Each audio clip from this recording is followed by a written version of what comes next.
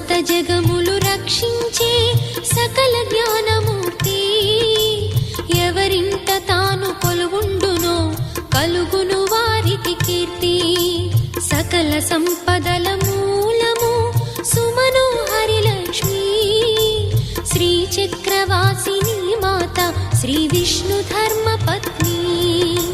తనని నమ్మిన భక్తులకు దరిద్రమును బాపు, కొలిచెడి వనితల కొంగులలో బంగారము నింపు.